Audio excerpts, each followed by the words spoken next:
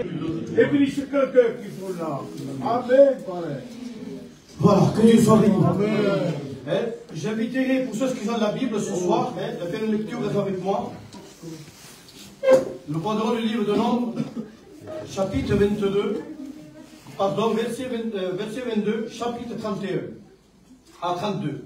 Et il dit, Balaam vit l'ange de l'Éternel, entendez ça, l'ange de l'Éternel, qu'il se tenait sur son chemin avec son épée. Verset 32 dit, voici, je suis sorti pour te résister, car je vois que tu suis un chemin de la perdition. Voilà ce que c'est le message en réalité. J'ai compris quelque chose, Joanne, c'est que dans ces quelques versets, j'ai vu vraiment ce que c'est la vie chrétienne. Vous allez dire comment? Parce que j'ai vu que vraiment il dit l'ange c'est le message de Dieu.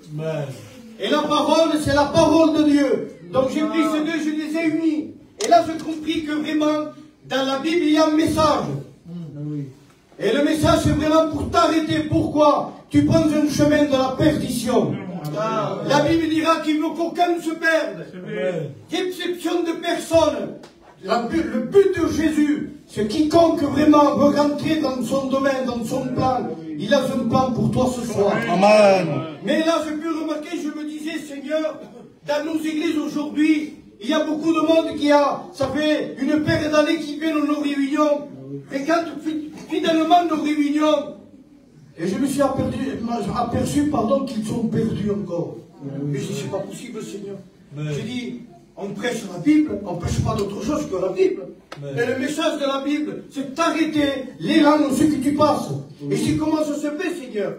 Et là, ça vaut ce que ça vaut. Il y a le frère Joanne, il y a mon frère David, il y a Sano, il y a les frères devant.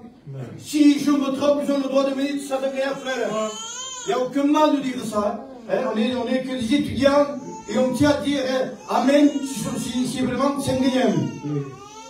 Et là, j'ai compris quelque chose. Il m'a dit, Isaac, c'est normal parce qu'au jour d'aujourd'hui, on ne prêche plus la repentance comme il faut.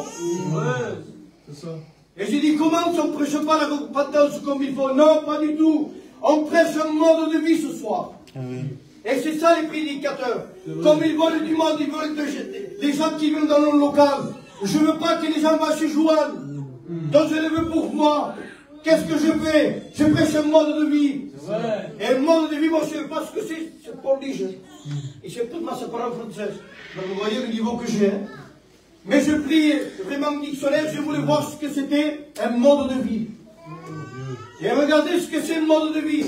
Un mode de vie, c'est se conformer à ce qui se fait au jour. Et se fondre dans la masse. Donc nous voulons des personnes qui se confondent dans la masse. Et dit, va mec et de chier, t'obtenir la main pour tout. Ne dis pas ce qui se passe au Joanne, parce que parfois on entend que l'église de Joanne sont sévères. N'écoutez pas l'église de Joanne. C'est trop strict, c'est trop dur. Mais l'église de Joanne, ça fait plus de 50 ans qu'il y est. Et par la grâce de Dieu, ils ont encore gardé un témoignage. Amen. Que Dieu les bénisse. Pourquoi? Parce qu'ils ont gardé fidèlement la parole. C'est pas eux qui se sont gardés, ils sont que des hommes. Mais ils ont gardé la parole, ce que c'est écrit. Et c'est la valeur, c'est ça. Et là, j'ai compris que j'ai dit, eh alors comment on fait, Seigneur? Et j'ai pris un exemple tout simple. Qui s'est écrit dans la Bible, tout simple. Il y a un roi qui fait un festin. Il fait l'appel, il appelle tout le monde. Allez appeler tout le monde. Et la Bible dit que ces serviteurs, qu'est-ce qu'ils font? Ils vont évangéliser. Quand des serviteurs vont évangéliser le peuple, et en évangélisant le peuple, il dit encore, il en manque encore. Mais un cas qui est parce qu'il manque pas un cas. Qu'est-ce qu'ils font? Ils vont évangéliser encore. Ils vont chercher du monde. Et moi, j'ai imaginé un peu. Et j'ai dit, Seigneur, imaginons qu'il y avait 500 ou 600 personnes dans cette salle. Quelle réunion? Quelle réunion, Seigneur? 600 personnes, peut-être c'est un rêve de tout le monde. Dans un local de 600 personnes. Donc nous voyons 600 personnes dans ce local. Mais là, je me suis arrêté quelque chose et j'ai vu quelque chose. Il dit que le roi, c'est pas n'importe qui, le roi, il vit que quelqu'un ne portait pas l'habit de noces. Il dit, liez-le.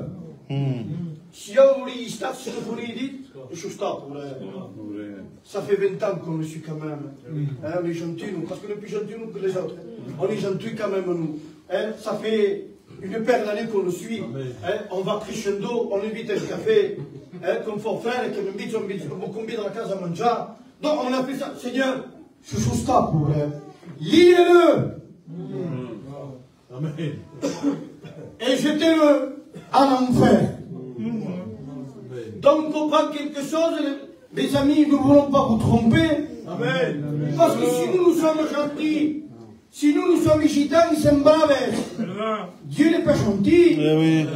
Parce que nous, il y a la justice de Dieu et il y a l'amour de Dieu. On ne peut pas diminuer l'amour de Dieu pour élever la justice de Dieu. Vous savez comment ça s'appelle ça? C'est de la brutalité. On ne peut pas non plus diminuer la justice de Dieu pour élever l'amour de Dieu. Vous savez comment ça s'appelle ça? De la légèreté. Donc Dieu, il est équilibré, Dieu. Amen. Autant les amours, au comble de l'amour, la preuve qu'il a donné un fils. Qui donnerait un fils aujourd'hui? Lui, il a donné son fils. Pas un ange. Parce que il a des milliards et des milliards, des milliards. Pour dire, tu n'as pas une excuse. Ah, mais c'est normal, tu as donné un ange. Tu as des milliards derrière toi. Non, il a donné un fils. C'est ça la valeur. Parce qu'il a donné un fils. Donc tu comprends que vraiment, que l'amour de Dieu ne va pas te dire, eh bien, papé, si je suis à avec que je bouge, je passe, et me start au problème. Je disais ça cet après-midi. Je ne sais pas à qui je parlais, je suis allé à Montpellier. Samedi la retour, mon David, il a dit, on a le temps. Souvent on dit ça. Laisse faire le temps, tu as le temps. Moi j'ai dit non. Le temps aujourd'hui est contre toi. On ne sait pas ce qui peut s'affronter dans quelques heures. Aujourd'hui tout va bien. Hein. À Montpellier, il est sorti. Grâce à Dieu qui est plus gourmand. Mais vous voyez tout de suite, la chose peut changer. Il y a une réunion pour m'écouter et la chose change. C'est comme ça aujourd'hui.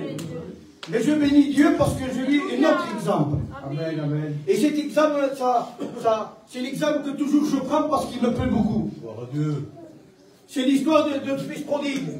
Amen. Le fils prodigue, vous savez ce que ça veut dire, un fils prodigue? Ça veut dire gaspilleur et celui qui dépense. C'est ça, fils prodigue. Dans l'histoire, il dit qu'il avait tout gaspillé, tout ce qu'il avait. Il prit tout, il dit voilà, donne-moi la part qui me revient. Et je m'en vais. Et il part dans un pays lointain, il fait ce qu'il doit faire, mais sachez quelque chose que tout, il a une limite. Amen. On peut penser qu'on va vivre éternellement, que nous sommes les meilleurs, ça c'est quelque chose. Et je le dis pour moi que je ne suis rien. La Bible nous compare comme quoi? Comme de la fumée, comme de la vapeur. Tu paries pour l'instant et puis tu disparais. C'est ça, hein, vraiment ce que c'est la vie quotidienne de tous les jours. Et là, j'ai compris que vraiment, il avait tout gaspillé, et la Bible dit qu'il était assis. Parce qu'il dit, je me lèverai. Donc, c'est parce qu'il était assis. En étant assis, il dit, je me lèverai, j'irai à la maison de mon père. Parce que là-bas, il y a du pain à l'abondance. Vous voulez voir une preuve comme quand quelqu'un est né de nouveau? Vous voulez voir une preuve comme il dit, je me lèverai, je vais à la maison de mon père parce qu'il y a du pain. Quelqu'un qui naît de nouveau, il aime ça. Amen. Mon frère, quand il dit, moi je suis né de nouveau, tu dis, t'as vu mon frère, non, t'es pas né de nouveau. Quelqu'un qui naît de nouveau, il aime la Bible. Il aime beaucoup lire sa Bible, toutes choses. Il aime sa Bible, il aime prier, il aime chercher les frères. C'est une preuve qu'il est né de nouveau. Et là, il dit qu'il se leva, et là, il semblait que je le voyais. Je le voyais détruit dedans. Parce que lui, il dit, il rentra lui-même. Il avait fait un constat non de l'extérieur, le constat il avait fait de l'intérieur. Il avait vu que c'était tout cassé, qu'il n'y avait plus rien pour lui, que le monde l'avait trompé. C'était ça. Donc tout s'était cassé en lui. Et il dit, je me lèverai et je vais à la maison de mon père. Parce que là-bas, il n'y a que là-bas, il n'y a qu'ici qu'il y a le vin à l'abondance. Ne cherche pas d'autre chose qu'ici. Ce n'est pas le local, ce n'est pas la bâtisse, on ne parle pas de bâtisse, nous. Amen. On ne prêche pas les bâtisses, pas du tout. Nous, ce que nous prêchons, c'est le Christ. Amen. Et je veux te dire quelque chose, je veux t'encourager pour celui qui vient pour la première fois. Si peut-être tu te penses que tu es rejeté par tout le monde, et j'en suis sûr, parce que entre vous et moi, dans le monde, il n'y a rien à gagner. Bien au contraire, vous le savez mieux que moi. Mais je veux dire quelque chose, il y a une personne qui est morte pour toi. Amen. Ai Jesus fait, peu importe ce que tu as fait, peu importe si tu étais en rébellion contre Dieu, peu importe, sache quelque chose, la Bible dira, car Dieu a tant aimé le monde, qu'il a donné son Fils unique, quiconque croit, le quiconque tu es toi, il sache tout, c'est que tu l'as mis ça, quiconque croit, et qui est la vie éternelle. Voilà ce que c'est la puissance de Dieu. Il veut te donner ce que tu ne penses même pas. Jésus. Oui, moi je demande ce que je vois. Je voudrais une bouteille d'eau. Je voudrais la guitare. Non, Dieu va au-delà. Tout penses. L'imaginable. Dieu est capable de le faire. Amen. Je pense que je sais parler. Je me laisse parler. Moi, Dieu. Et je vais au mic, si vous voulez bien passer.